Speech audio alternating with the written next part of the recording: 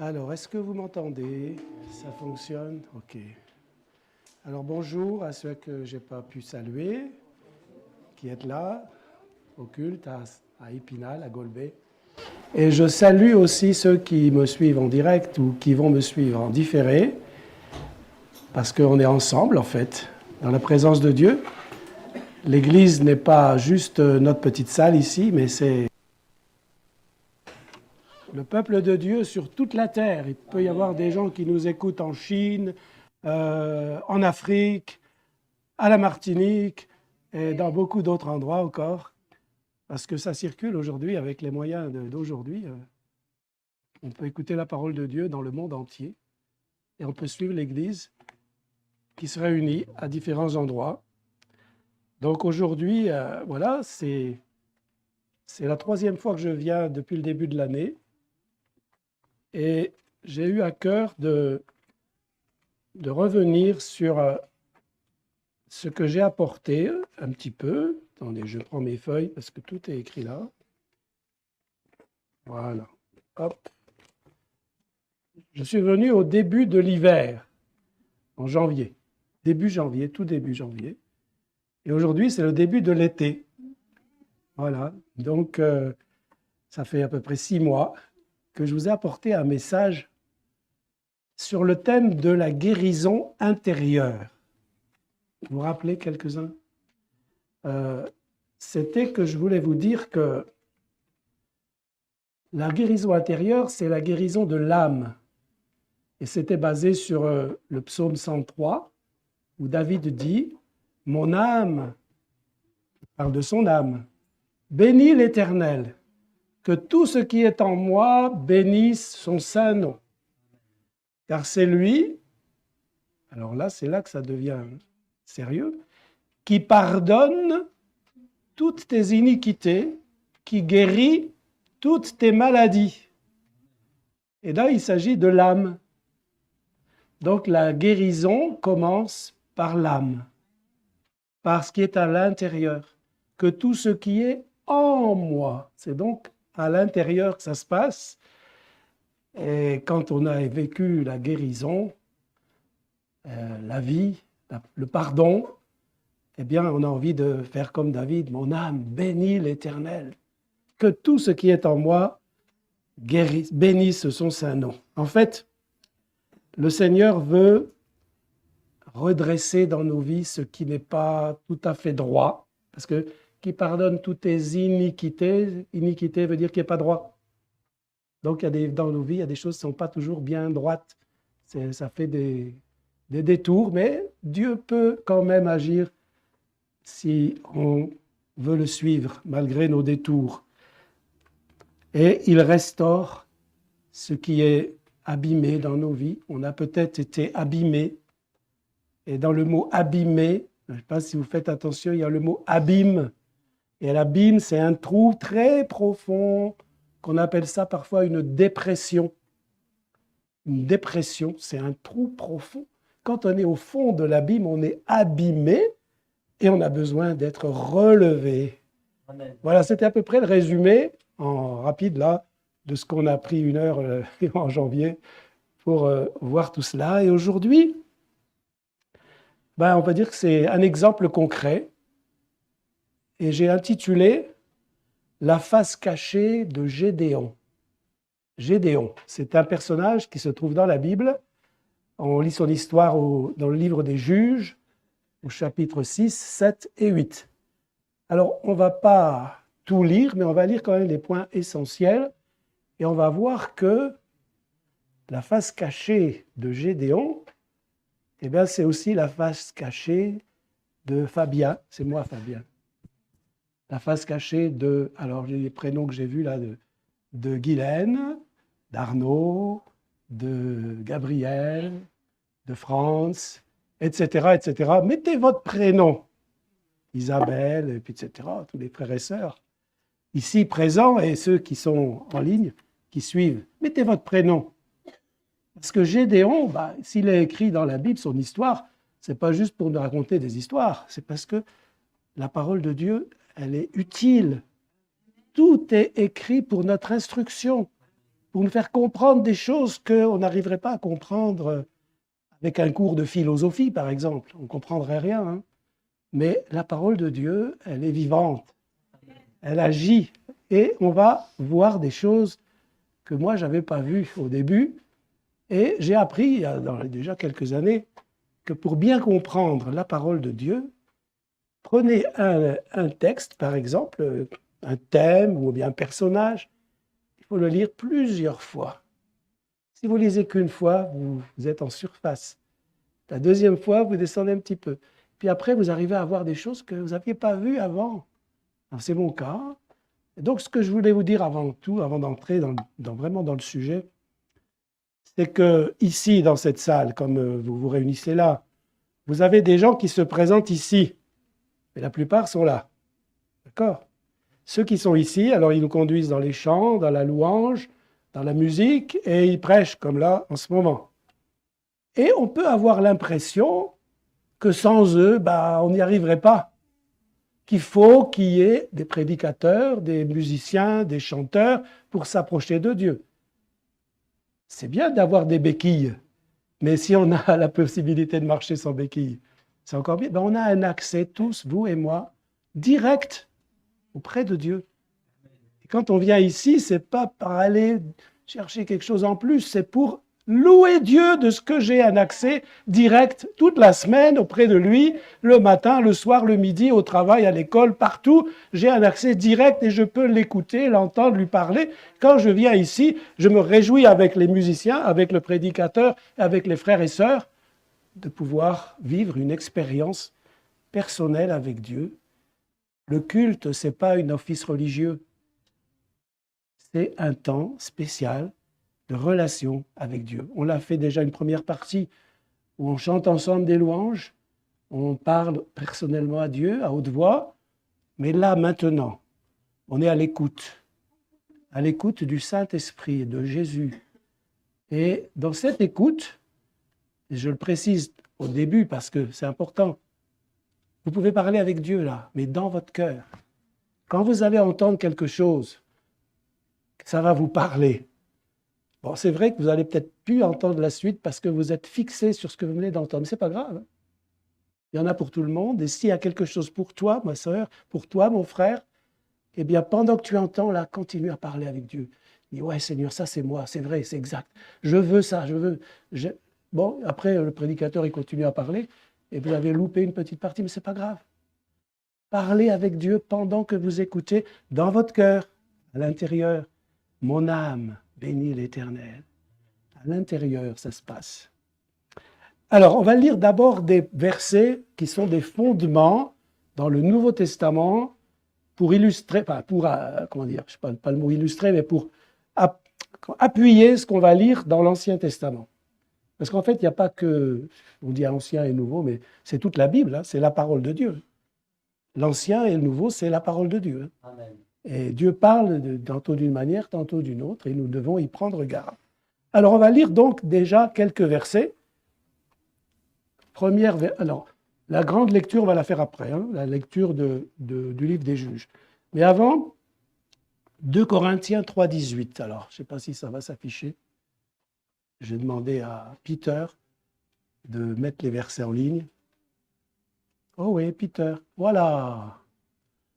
Alors, ça s'affiche. Alors, moi, je l'ai sous les yeux, là. Nous tous, qui, le visage découvert, contemplons comme dans un miroir la gloire du Seigneur, nous sommes transformés en la même image, de gloire en gloire, comme par le Seigneur l'Esprit. Alors, moi, dans ce texte-là, je l'ai reçu dans mon cœur pour bien faire comprendre ceci.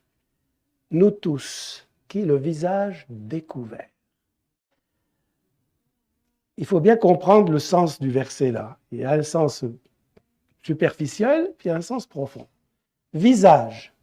Visage, ça vient du mot vis, V-I-S, qui vient de l'expression vis-à-vis. Ça parle d'une relation. Quand on voit le visage de quelqu'un, On ne regarde pas les habits, les souliers, le manteau, la veste, les lunettes. On regarde le visage. C'est-à-dire, on a une relation vivante avec quelqu'un. Le visage. Et là, vous qui êtes là et moi qui suis là, on a tous un visage, on a tous des habits, on a tous une apparence, mais ce n'est pas la réalité. Moi, je ne vois pas la réalité, vous ne voyez pas la réalité. Vous avez l'apparence. Alors, il y a des apparences de toutes sortes. Ici, il y a des couleurs différentes. Et on peut rester fixé sur l'apparence. Mais Dieu ne veut pas qu'on vienne avec lui avec notre apparence. Parce que Dieu, il voit le cœur. Donc, on peut se présenter d'une certaine manière devant Dieu. On vient au culte, on s'habille bien, on met un costume, une cravate, ou bien la plus belle robe. Parce que ça, on le fait pour les frères et sœurs. Mais pour Dieu, lui, ça ne lui fait rien, lui, de voir comment on est habillé. Il voit l'intérieur. Et donc, nous tous qui le visage découvert, ça veut dire que là, maintenant, on va présenter à Dieu notre vrai visage. On va présenter à Dieu ce que nous sommes en vrai, que personne ne voit. Il n'y a que lui qui voit la face cachée. On a une face visible, tout le monde la voit, et une face cachée. Et ça, c'est ça que Dieu veut qu'on lui présente maintenant. On lui présente notre vrai visage, l'intérieur. Donc ça ne regarde personne, c'est personnel, entre lui et vous. Moi, je ne sais pas ce que vous allez présenter à Dieu, je ne vois rien, et vous ne verrez rien de ce que je suis. Mais Dieu, il voit tout. Donc c'est important de considérer que là, dans l'instant qui va suivre, vous êtes en relation directe avec Dieu. Deuxième verset, déjà, ça c'est les fondements sur lesquels on va voir l'histoire de Gédéon. Romains 8, verset 29. Ah non, pardon, j'ai sauté un. Romains 4, verset 17. Romains 4, verset 17. Après, on verra le 8. Romains 4, verset 17. Voilà, là, il faut comprendre, je vais vous expliquer. Dieu parle à Abraham. Je t'ai établi père d'un grand nombre de nations. Il est notre père devant celui auquel il a cru, Dieu qui donne la vie aux morts et qui appelle les choses qui ne sont point comme si elles étaient.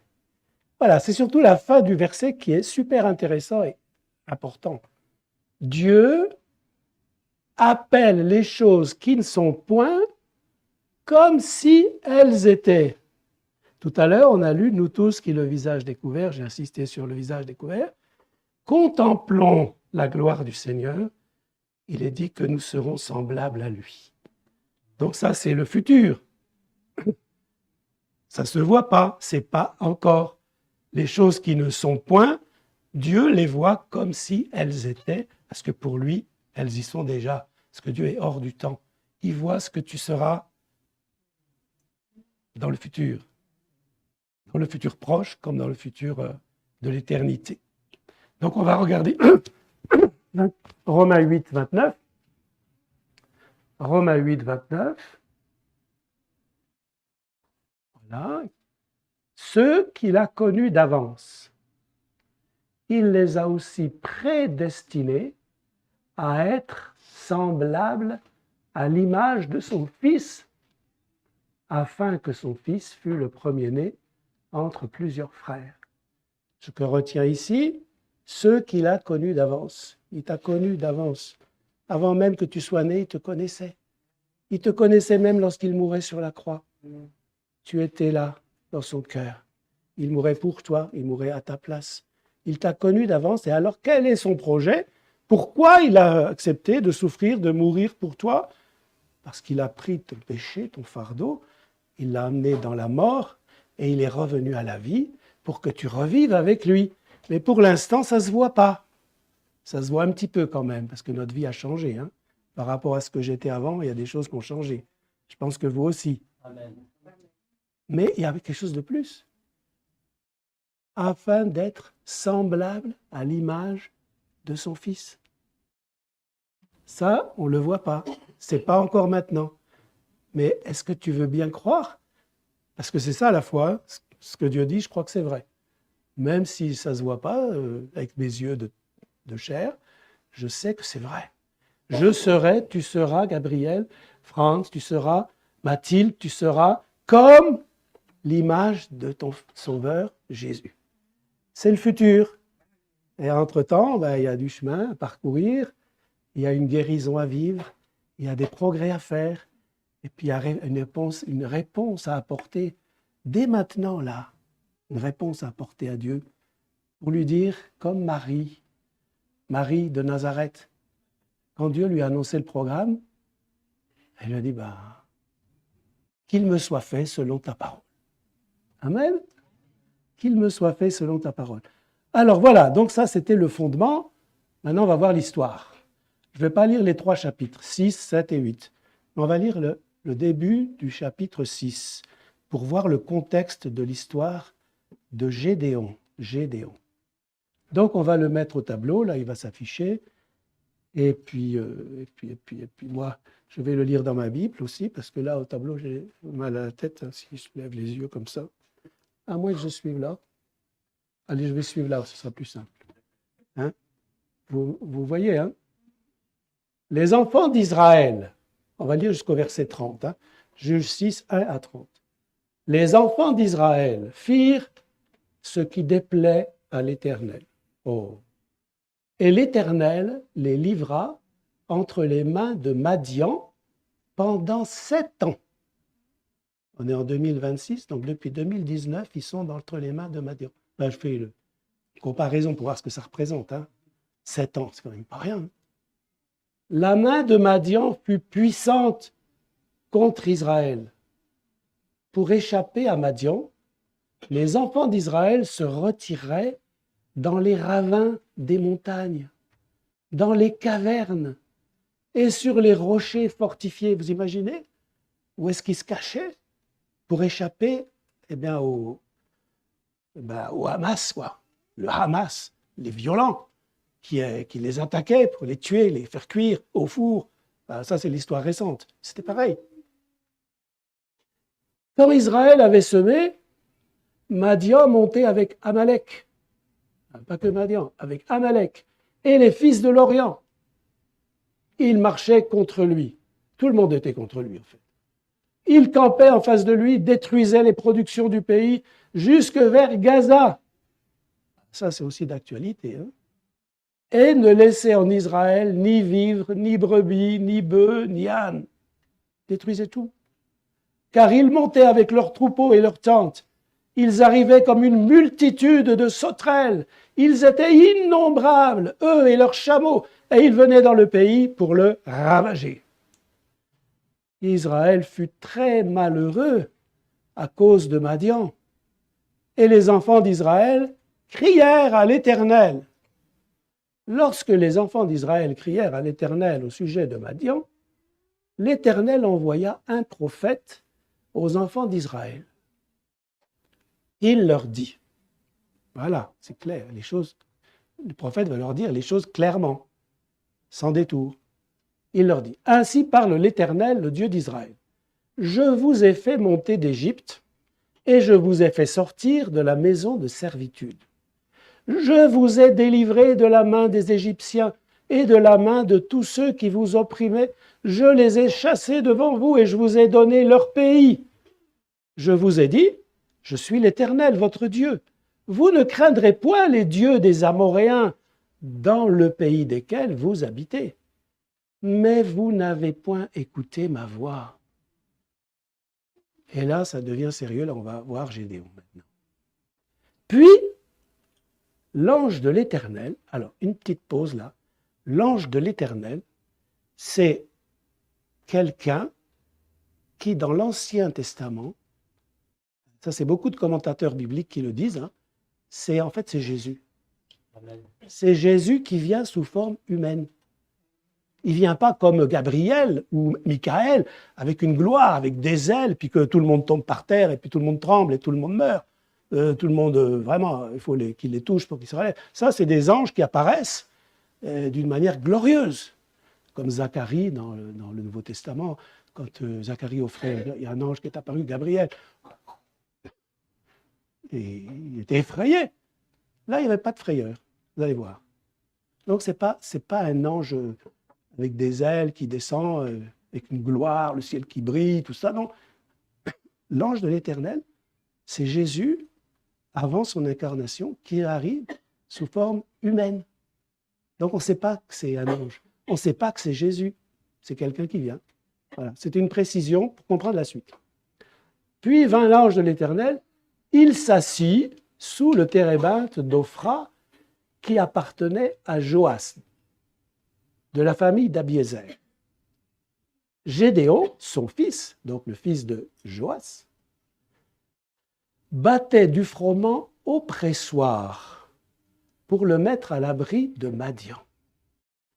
L'ange de l'Éternel lui apparut et lui dit, « L'Éternel est avec toi, vaillant héros. » Gédéon lui dit, « Mon Seigneur, si l'Éternel est avec nous. » Alors remarquez une chose là. L'ange lui dit, l'Éternel, enfin l'ange de l'Éternel, lui dit, l'Éternel est avec toi. C'est personnel. Toi, Gabriel. Toi, Manuela. Il parle à quelqu'un personnellement. Et lui, il répond, mais si l'Éternel est avec nous, c'est pas pareil. L'ange, il n'a pas dit avec nous, avec vous. Il a dit avec toi. Donc, c'est quelqu'un qui est, d'un seul coup, là, mis à part. Le peuple crie à l'Éternel. L'Éternel cherche et il voit Gédéon. Et il vient vers lui. Il dit, l'Éternel est avec toi, vaillant héros. Alors lui, il répond, il ne comprend pas trop, hein, parce qu'il ne sait pas que c'est Dieu, en fait. Il ne sait pas. Il croit que c'est quelqu'un qui vient comme ça lui rendre visite. Gédéon lui dira, mon Seigneur l'Éternel, si l'Éternel est avec nous, pourquoi toutes ces choses nous sont-elles arrivées? Et où sont tous ces prodiges que nos pères nous racontent quand ils disent, l'Éternel ne nous a-t-il pas fait monter hors d'Égypte? Maintenant, l'Éternel nous abandonne et il nous livre entre les mains de Madian. L'Éternel se tourna vers lui et dit, va avec cette force que tu as et délivre Israël de la main de Madian. N'est-ce pas moi qui t'envoie? Alors là, Gédéon, qui est un croyant, il rappelle quand même tout ce que Dieu a fait dans le passé, il y croit, mais il ne comprend pas. Et Dieu s'adresse à lui. Attends, remonte un petit coup là, le verset là, parce que moi, je n'ai pas tout dans la tête. Le verset d'avant, c'est possible, non? Bon, bref. Bon, Gédéon lui dit, « Mon Seigneur, avec quoi délivrerai-je Israël ?» Donc, tu vois, là, il appelle « Mon Seigneur ». Il se rend compte que, au travers de ce gars-là, pour lui, c'est une personne qui vient, que Dieu lui parle. Il sent que Dieu lui parle. Et puis, il commence une conversation avec Dieu au travers de ce personnage. Il dit, « Ah, mon Seigneur, avec quoi délivrerai-je Israël? Voici, ma famille est la plus pauvre en Manassé, et je suis le plus petit dans la maison de mon père. » Il faut tout retenir là. Hein? L'Éternel lui dit, « Mais je serai avec toi. » Il ne parle pas de nous, de vous, hein? C'est personnel. « Je serai avec toi, et tu battras Madian comme un seul homme. » Dieu appelle les choses qui ne sont point comme si elles étaient. Ça ne se voit pas, mais Dieu lui dit, « Ça sera comme ça. » Gédéon lui dit, voilà, il a compris là qu'il n'est pas que devant quelqu'un d'humain, hein. Un prophète, il pense, quelqu'un qui lui parle de la part de Dieu. C'est Dieu, en fait, c'est Jésus. Gédéon lui dit, si j'ai trouvé grâce à tes yeux, on va voir si c'est bien vrai. Si je ne me trompe pas, je ne suis pas en train de vivre une histoire avec quelqu'un qui se moque de moi, là. On va voir si c'est vrai. Si j'ai trouvé grâce à tes yeux, donne-moi un signe pour montrer que c'est toi qui me parles. Il parle à Dieu, là. Hein. Ne t'éloigne point d'ici, continue Gédéon, jusqu'à ce que je revienne auprès de toi, que je t'apporte mon offrande et que je la dépose devant toi. Et l'Éternel, remarquez là, qui c'est qui parle? L'Éternel dit, je resterai jusqu'à ce que tu reviennes. C'est Dieu qui parle. Là, on cerne que cet ange de l'Éternel, c'est l'Éternel. C'est Jésus, en fait. Gédéon entra, prépara un chevreau et fit avec un épha de farine des pains sans levain. Il mit la chair dans un panier et le jus dans un pot. les lui apporta sous le térébinthe et les présenta. L'ange de Dieu lui dit, « Prends la chair et les pains sans levain, pose-les sur ce rocher et répands le jus. » Et il fit ainsi. L'ange de l'Éternel avança l'extrémité du bâton qu'il avait à la main et toucha la chair et les pains sans levain. Alors il s'éleva du rocher un feu qui consuma la chair et les pains sans levain, et l'ange de l'Éternel disparut à ses yeux. J'ai la voix qui se coince. Gédéon, voyant que c'était l'ange de l'Éternel, dit « Malheur à moi, Seigneur éternel, car j'ai vu l'ange de l'Éternel face à face. » Parce qu'il pensait, tout le monde savait ça, que si on voyait Dieu, on mourrait. Hein. Nul ne pouvait voir Dieu et vivre. Donc il essayait, il dit « Je vais mourir, c'est pas possible. » Il ne comprend pas, qu'est-ce qui se passe là? Et l'Éternel lui dit « Sois en paix, shalom, shalom, sois en paix. Ne crains point, tu ne mourras pas. » Gédéon bâtit là un autel à l'Éternel et lui donna pour nom Yahvé Shalom, l'Éternel paix. Il existe encore aujourd'hui à Ophra, qui appartenait à la famille d'Abiézer. Dans la même nuit, l'Éternel dit à Gédéon, alors remarquez ici, l'ange il a disparu, hein. Il n'est plus là. Jésus n'est plus là. Il parle encore. Il parle encore à l'intérieur de Gédéon. Le premier contact que Dieu a eu avec lui, le premier contact que Dieu a eu avec toi, a ouvert dans ton cœur une relation vivante avec Dieu. Et tu peux lui parler directement et il te répond, il te parle. Mais il faut savoir l'écouter, hein, parce qu'il y a tellement de bruit dans le monde que des fois la voix elle est tellement douce, tellement légère, on dit bah, c'est pas important. Et là, à l'époque-là, c'était quand même important pour lui. Hein. Donc, dans la même nuit, l'Éternel dit à Gédéon, donc ça parle à l'intérieur, hein, il n'y a personne qui vient, pas un ange, pas un prophète, rien. C'est lui seul avec Dieu. Dit à Gédéon, prends le jeune taureau de ton père, le taureau de ton père, et un second taureau de 7 ans. Renverse l'autel de Baal qui est à ton père. L'autel de Baal qui est à ton père. Ce n'est pas l'autel de Baal qui est à Gédéon. Gédéon, il vit sa famille, il est là, au milieu de ses frères, au milieu de son père, de sa famille, sa mère, puis il y a un autel de Baal. Et abat le pieu sacré qui est dessus. Alors ce pieu sacré, j'ai fait des petites recherches, c'était aussi dans d'autres textes, on l'appelle le poteau d'Asherah. Et dans certains passages, Asherah, c'est Astarté. Donc c'était des idoles. Voilà. Tu bâtiras ensuite et tu disposeras sur le haut de ce rocher, le rocher donc où il avait un autel à l'Éternel ton Dieu. Tu prendras le second taureau et tu offriras un holocauste avec le bois de l'idole que tu auras abattu. Gédéon prit 10 hommes parmi ses serviteurs et fit ce que l'Éternel avait dit. Mais comme il craignait la maison de son père et les gens de la ville, il l'exécuta de nuit et non de jour. Lorsque les gens de la ville se furent levés le bon matin, voici l'autel de Baal était renversé. Le pieu sacré placé dessus était abattu. Et le second taureau était offert en holocauste sur l'autel qui avait été bâti. Ils se dirent l'un à l'autre, « Qui a fait cela ?» Vous vous rappelez qu'il y avait les serviteurs qui l'avaient aidé. Hein. Et les serviteurs, ils sont pas... ils dévoilent les choses. Quoi. Quand on fait une enquête, ils disent, bah oui, c'est Gédéon. Donc ils s'informèrent et firent des recherches. On leur dit, c'est Gédéon, fils de Joas, qui a fait cela. Alors les gens de la ville dirent à Joas, « Fais sortir ton fils et qu'il meure, car il a renversé l'autel de Baal et abattu le pieu sacré qui était dessus. » Et je crois qu'on arrive au bout. Joas répondit à tous ceux qui se présentèrent à lui, « Est-ce à vous de prendre parti pour Baal? Est-ce à vous de venir à son secours? Quiconque prendra parti pour Baal mourra avant que le matin vienne. Si Baal est un dieu, qu'il plaide lui-même sa cause, puisqu'on a renversé son autel. En ce jour, l'on donna à Gédéon le nom de Jérubbaal, en disant que Baal plaide contre lui, puisqu'il a renversé son autel. Bon, on va s'arrêter là. On va voir maintenant plus en détail l'histoire. Quelques points importants. Donc, ici, on voit une famille.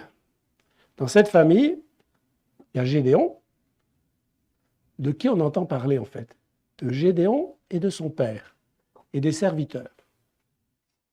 Mais pour comprendre pourquoi Gédéon a peur comme ça, pourquoi il est dans la crainte, pourquoi il se cache, pourquoi il n'accepte pas d'emblée les paroles de l'ange, pourquoi il met tout ça en doute, il demande des signes. Parce qu'en fait, Gédéon, et tu peux mettre ton nom à ta place, vit un moment de dépression.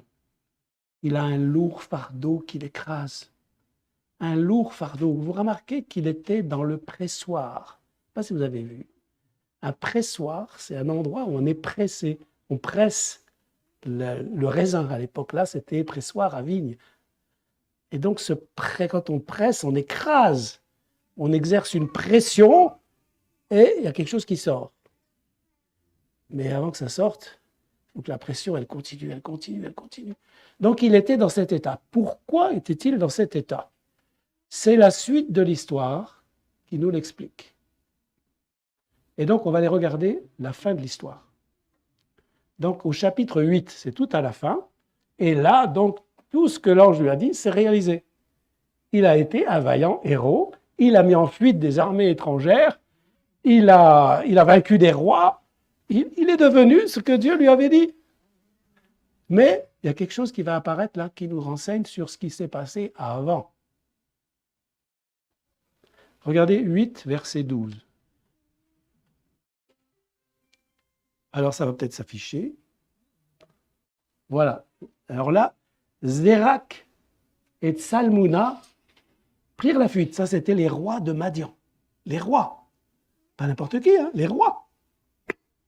Prirent la fuite. Gédéon les poursuivit. Et il s'empara des deux rois de Madian, Zérak et Tsalmouna. Et il mit en déroute toute l'armée. Gédéon, hein? Ensuite, continue. Gédéon, fils de Joas, revint de la bataille par la montée de Hérès. Il saisit d'entre les gens de Sukkot un jeune homme qui l'interrogea et lui mit par écrit les noms des chefs et des anciens de Sukkot, 77 hommes. Puis il vint auprès des gens de Sukkot et dit « Voici Zérak et Tsalmouna, au sujet desquels vous m'avez insulté en disant la main de Zérak et Tsalmouna est-elle en ton pouvoir pour que nous donnions du pain à tes hommes fatigués ?» Et il prit les anciens de la ville. Bon, est-ce qu'on peut tourner parce que je voudrais arriver au verset 18. Au verset 18, parce que sinon ça serait trop long. Voilà. Il dit à Zérak et à Tsalmouna, « Comment étaient les hommes que vous avez tués au Tabor ?» Ils répondirent, « Ils étaient comme toi. Chacun avait l'air d'un fils de roi. » Continue. Il dit, c'est là qu'on comprend maintenant, « C'étaient mes frères, fils de ma mère. L'Éternel est vivant, si vous les eussiez laissés vivre, je ne vous tuerai pas. » Et il dit à Jéter, son premier-né, « Lève-toi, tue-les. » Mais le jeune homme ne tira point son épée parce qu'il avait peur, car il était encore un enfant. Zérak et Tsalmouna dirent, « Lève-toi toi-même, tue-nous, car tel est l'homme, telle est sa force. » Et Gédéon se leva et tua Zérak et Tsalmouna. Il prit ensuite les croissants qui étaient au... Voilà. On va s'arrêter là. Il y a des choses importantes là qui nous sont révélées, qui expliquent le début de l'histoire. Si on n'avait pas vu la fin, on ne savait pas. C'est que Gédéon, c'était le plus petit de la maison de son père. Il avait un fils. Donc il était marié, il était jeune marié en fait. Il avait un fils qui s'appelait Jéter. Jéter, d'après ce qu'on vient de dire, c'était un adolescent. Peut-être qu'il avait 15 ans.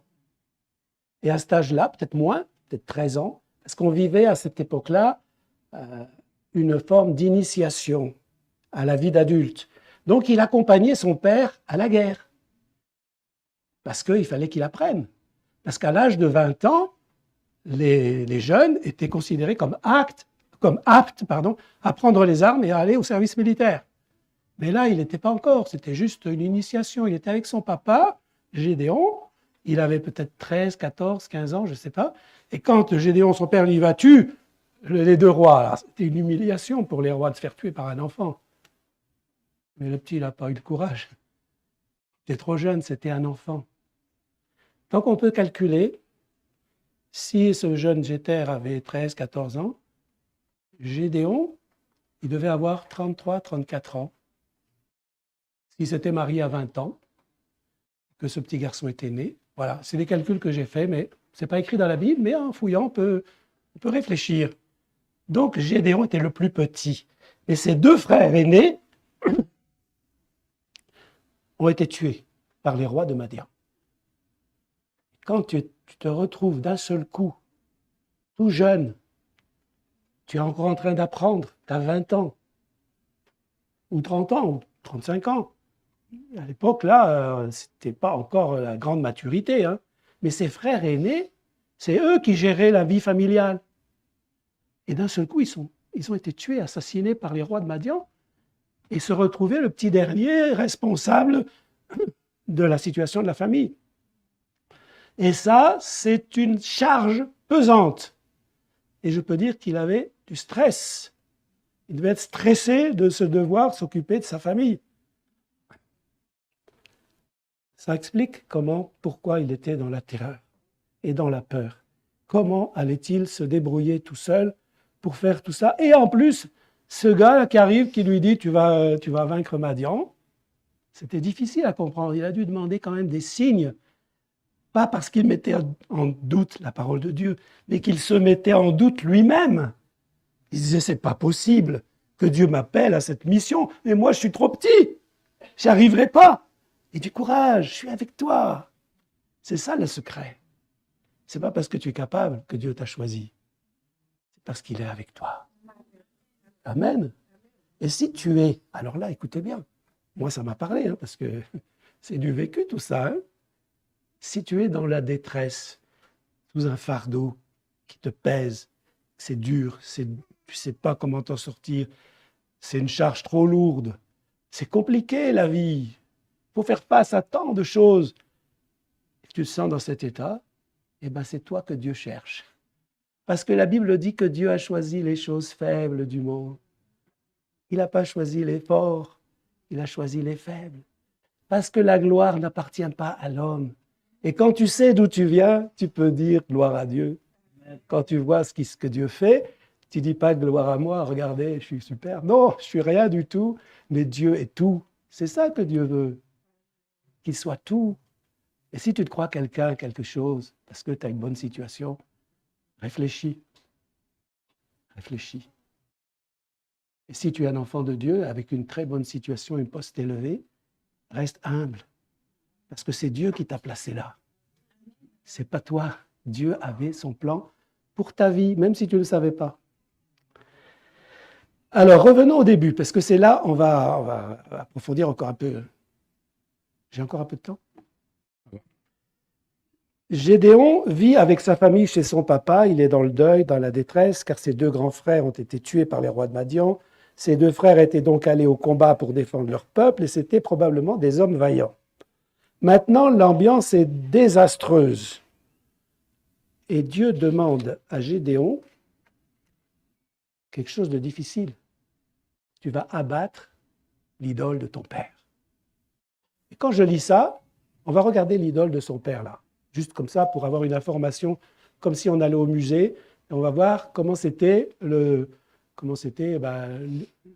de Baal et le pieu sacré. Est-ce que tu peux montrer la vidéo, la première image? Voilà, vous voyez? Voilà à quoi ça ressemblait. Donc il y avait l'autel, puis il y avait le pieu sacré, avec une forme féminine. Dans certains cas, elle est représentée avec un bébé dans les bras. Un fils des dieux. c'est l'idole Astarté, l'idole de la fertilité. Grâce à cette idole, les récoltes étaient abondantes et tout allait bien, mais en réalité, tout allait mal, hein, parce que les gens de Madian, ils détruisaient tout. Donc, ça ne marchait pas, leur idole. Hein. Et donc, ils offraient des sacrifices à Baal et à cette idole. C'était lié à un aspect religieux, mais un aspect débauche aussi. Il y avait de la débauche sexuelle, des choses innommables, comme on lit dans le livre d'Épître aux Romains. Ça, c'était l'Ancien Testament, mais aujourd'hui, ça existe encore. Hein. Ça existe encore. Romains 1, 23, 28. Ils ont changé la gloire du Dieu incorruptible en image représentant l'homme corruptible. Vous effacez l'image, c'est bon, voilà. Voilà. Des hommes corruptibles, des oiseaux, des quadrupèdes, des reptiles. C'est pourquoi Dieu les a livrés à l'impureté selon les convoitises de leur cœur, en sorte qu'ils déshonorent eux-mêmes leur propre corps, eux qui ont changé la vérité de Dieu en mensonge, qui ont adoré et servi la créature au lieu du Créateur qui est béni éternellement. Amen. C'est pourquoi Dieu les a livrés à des passions infâmes, car leurs femmes ont changé l'usage naturel en celui qui est contre nature, et de même les hommes, abandonnant l'usage naturel de la femme, se sont enflammés dans leurs désirs les uns pour les autres, commettant homme avec homme des choses infâmes et recevant en eux-mêmes le salaire que méritait leur égarement. Comme ils ne se sont pas souciés de connaître Dieu, Dieu les a livrés à leur sens réprouvé pour commettre des choses indignes. Et donc, Gédéon Dieu lui demande de détruire ses idoles. Et quand je pense à ça, moi je me vois, et peut-être vous vous voyez, on est dans le monde, plein d'idoles. À l'époque où j'étais enfant, dans chaque maison, il y avait une statuette avec une dame avec un bébé dans les bras. C'était une idole. Et tout le monde croyait que c'était un office religieux d'avoir cette idole à la maison. Et à côté de ça, les gens vivaient n'importe comment. Hein. Mais ils avaient l'idole à la maison. On est dans le monde. Et peut-être dans ta famille, comme dans la mienne, il y a de l'idolâtrie, il y a du mensonge, de l'hypocrisie. On dit qu'on craint Dieu, mais on se préfère voir quelque chose de nos yeux. Dieu, il est invisible. L'idole, on la voit. Et donc, on est dans ce monde. Et peut-être que toi, dans ton cœur, depuis que tu es petit ou petite, tu dis, c'est pas normal ça. C'est pas vrai. Il y a quelque chose en moi qui dit que ça, c'est pas vrai. Moi, je crois qu'il y a un Dieu au-dessus de tout ça. Et Gédéon, il croyait en Dieu, mais il était dans une famille idolâtre. Et quand Dieu lui demande d'aller détruire l'idole, il obéit. S'il était idolâtre lui-même, c'est vrai, il a eu peur, ce n'était pas son idole, c'était l'idole de son père. Mais Dieu lui a jamais reproché l'idolâtrie. Il lui a reproché un peu sa peur, toutes ces... il ne lui a même pas reproché, il ne lui a rien reproché du tout en fait. Il a répondu à ses demandes. Fais une toison, ceci, il fait, Dieu fait. Fais comme ça, Dieu fait. Dieu veut l'aider à croire qu'il est vraiment celui que Dieu l'appelle. Donc Dieu lui a pas... Et même dans le Nouveau Testament, la seule mention de Gédéon, c'est dans Hébreux chapitre 11, le chapitre des héros de la foi. J'ai fait exprès de faire la liaison. Les héros de la foi. Parce que tous ces héros sont devenus des héros parce qu'ils étaient zéro. Ils n'étaient rien par eux-mêmes, mais ils avaient la foi. Et la seule chose qu'on retient de Gédéon, c'est par la foi. Qu'ils vainquirent des royaumes, qu'ils tuèrent des rois, qu'ils chassèrent des ennemis. Par la foi, c'est Gédéon, il a cru, il a obéi. Il n'était pas un idolâtre. Depuis tout petit, dans sa maison, c'était l'idole qui régnait, et lui, non. Et il était désolé de voir que ça ne se passait pas comme Dieu le voulait. Alors, regardons un petit peu la situation de Gédéon. Je vais montrer encore une image, ça nous aide à comprendre la situation de Gédéon quand l'ange lui est apparu. On va montrer l'image suivante, parce qu'on va faire un rapprochement et on va terminer. Voilà, regardez bien. Gédéon est au pressoir. Vous voyez ce que c'est un pressoir? C'est là où on va mettre du raisin, puis on va écraser, faire du jus de raisin, faire du vin. Mais là, il est dans le pressoir. Et qu'est-ce qu'il fait? Il bat du froment. C'est pas normal. On ne bat pas le froment dans le pressoir. Mais il se cache, il a peur. Et il se met à l'abri. Parce que là, il se pense qu'on ne va pas le trouver. Et puis voilà, il y a quelqu'un qui apparaît là. L'ange de l'Éternel. Et je fais un rapprochement. On arrive au bout là. Il y aura une suite peut-être la prochaine fois, je ne sais pas. Mais là, on va s'arrêter là parce que c'est là que Dieu nous cherche.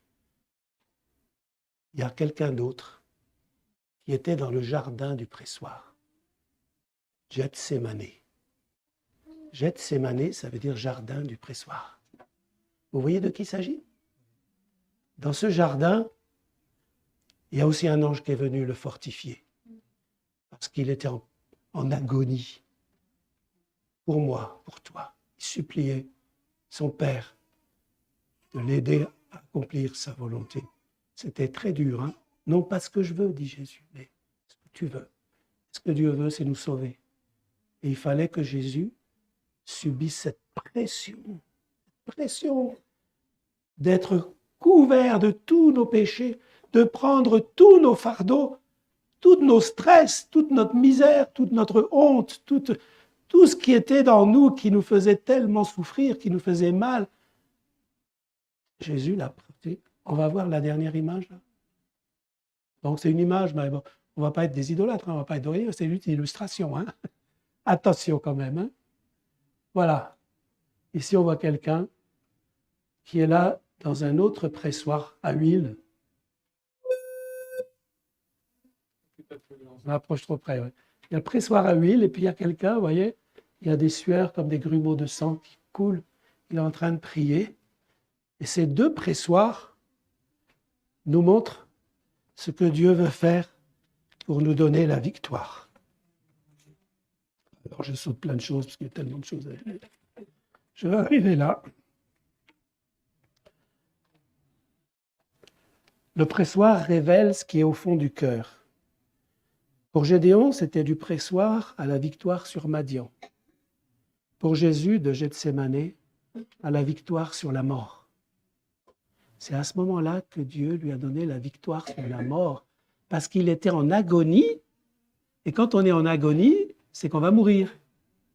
Si Dieu n'était pas intervenu, à ce moment-là, Jésus n'aurait pas pu aller à la croix. Alors qu'il était dans une situation physique, il venait d'être, il allait être fouetté, battu, et là, il était dans une angoisse telle que si la sueur coulait de son visage comme des grumeaux de sang, c'était presque qu'il devait mourir, mais il fallait qu'il aille jusqu'à la croix pour mourir pour nous. Dans les deux cas, la victoire dont tu as besoin dans ta vie, elle vient après ce temps difficile où tu es opprimé, tu es désespéré, mais l'ange de l'Éternel, en cet instant-là, la parole de Dieu vient à toi, tu dis « Je suis avec toi ». Ça va aller. Tu appelles les choses qui ne sont point comme si elles étaient. Et tu vas voir ce que Dieu va faire dans ta vie. Il t'appelle. Il t'appelle aujourd'hui, sortir de cette angoisse, de ce fardeau, le laisser. Il l'a pris à la croix. Jésus a pris tout ton fardeau. À Gethsémané, il a accepté son sacrifice pour moi, pour toi. Alors aujourd'hui, on va terminer ce temps dans la prière. Et juste après avoir prié, j'ai quelque chose, un témoignage à vous donner. Je commence déjà à vous le donner, je fais partie d'une association qui s'appelle l'association des Gédéons. Ce sont des gens qui ont envie de répandre la parole de Dieu et qui la répandent à l'aide d'un petit Nouveau Testament de couleur bleue, de poche, qui la distribue.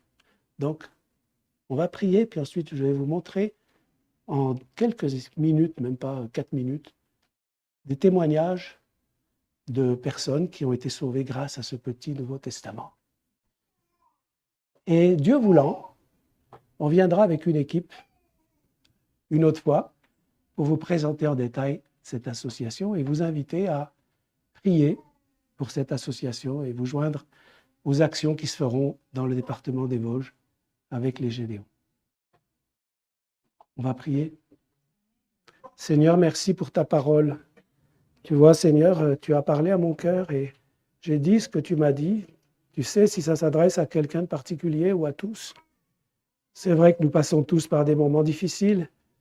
Et comme le disait le frère tout à l'heure, quand il nous a demandé si ça allait, c'est vrai qu'il y a des moments où on peut répondre trop vite que ça va. Et qu'en réalité, à l'intérieur, ça ne va pas trop. Mais tu nous vois et tu nous appelles. Et merci pour l'exemple de Gédéon. Comme lui, Seigneur, nous voulons obéir, croire. Croire, obéir, c'est là ce que tu attends de nous. Et c'est toi qui fais tout si nous seulement nous mettons notre main dans la tienne et nous nous laissons porter par toi. Bénis les instants qui vont suivre, nous allons nous souvenir de ta mort, ta résurrection, prenons la repas du Seigneur. Que tu bénisses cette assemblée, que tu nous bénisses tous ensemble, que tu bénisses ceux qui ont écouté ce message. Au nom de Jésus. Amen. Voilà, donc avant de continuer, je vais juste vous montrer cette petite vidéo qui dure 4 minutes environ, avec du son. Ils ont jeté la vie, mais Rasmata l'a retrouvée. Elle est née au Burkina Faso, dans une famille musulmane. En revenant du collège, son attention est attirée par un petit livre jeté par terre. Curieuse, elle le ramasse. C'est un Nouveau Testament Gédéon tout abîmé. Elle commence à lire mais elle le cache aussitôt dans son sac car elle craint que son père le découvre. Cependant, durant plusieurs semaines, chaque matin, elle lit quelques pages en secret avant de partir en classe. Et elle commence à prier Jésus. Elle aurait bien aimé aller dans une église mais elle n'ose pas car elle craint la réaction de son père. Finalement, elle explique sa situation à un camarade chrétien. Il l'invite alors à l'église. Rasmata était prête, mais ce jour-là, elle donne sa vie à Jésus-Christ. Et depuis ce jour, et jusqu'à aujourd'hui, elle est heureuse de vivre pour lui, et de le servir. D'où vient le nom de l'association? Gédéon, c'est le nom d'un homme dont l'histoire est racontée dans la Bible dans le livre des Juges, au chapitre 6. Gédéon est appelé par Dieu, mais il se sent trop petit pour répondre à cet appel, mais avec l'aide de Dieu qui l'encourage, il y va quand même. C'est sur ce principe d'humilité, de foi et d'obéissance, que les Gédéons ont démarré leur action, encouragés par Dieu.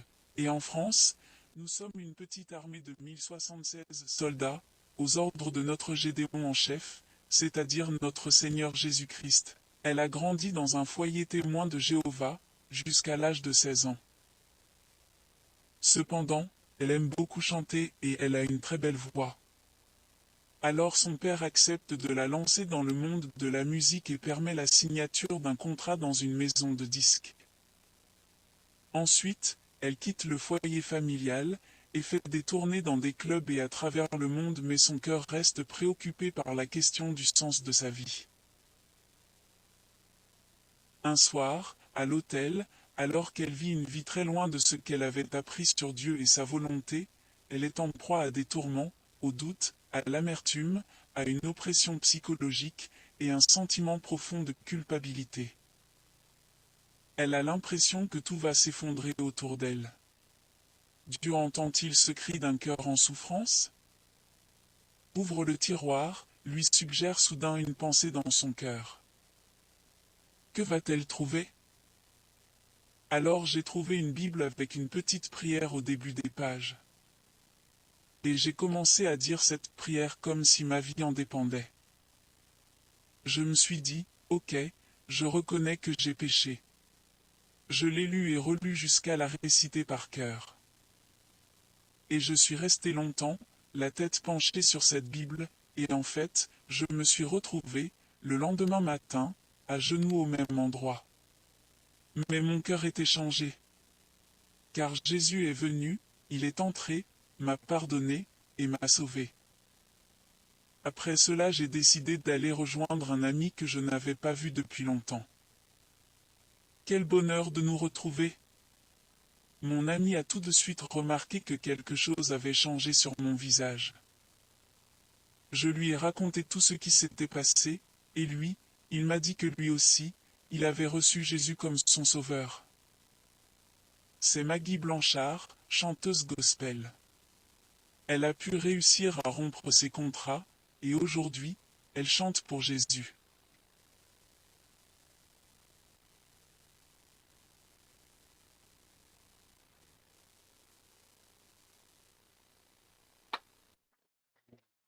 Voilà.